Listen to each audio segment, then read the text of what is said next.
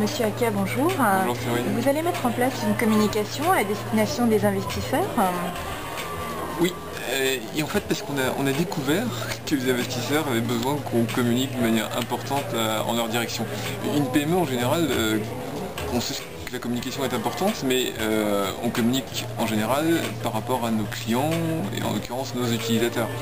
Et puis depuis qu'on a entamé le processus boursier, on s'est rendu compte que les investisseurs ont besoin de tout comprendre.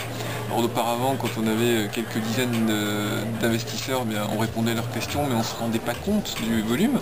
Et puis là où on a dépassé les 80, bientôt 100, etc., tout d'un coup, on s'est rendu compte du volume d'informations qu'ils demandaient. D'ailleurs, on a eu une période un petit peu difficile où certains investisseurs ont dû attendre quelques jours leur réponse. Donc on s'est dit, d'abord, premier point, il faut s'organiser. Donc on s'est organisé de quelle manière? En mettant directement sur l'ensemble de nos sites, donc notre site corporate, www.rightpeople.mobile, ou mobile en français, et puis sur le blog de Right People, on a mis directement des liens qui permettent de poser des questions, ou alors qu'on peut l'envoyer par email à investors@rightpeople.mobile. Ça c'est le premier point et ça permet de canaliser les demandes de questions parce que finalement au bout d'un certain temps elles sont un peu toutes les mêmes. Je ne sais même pas d'ailleurs si on va faire une espèce de questions-réponses, c'est comme on fait dans les sites techniques, ça peut être aussi intéressant, on y réfléchit. Et la deuxième chose c'est d'anticiper. Parce qu'il y a beaucoup de questions qu'on peut anticiper, on s'est rendu compte que la seule chose que veulent les investisseurs c'est comprendre ce qui se passe dans la société.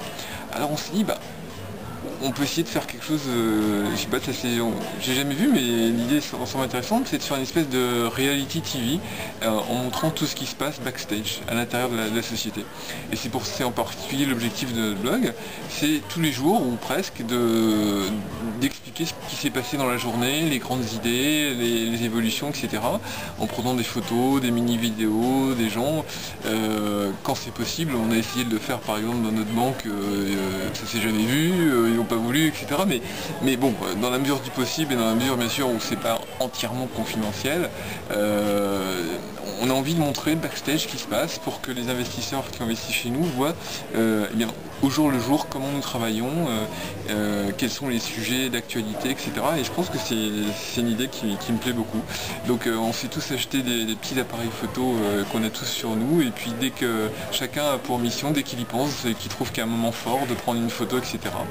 Et également quand des gens comme vous veulent faire un petit film, on va vous inviter de temps en temps, etc. Voilà.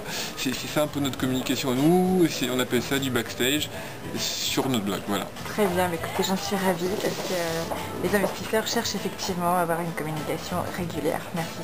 Merci.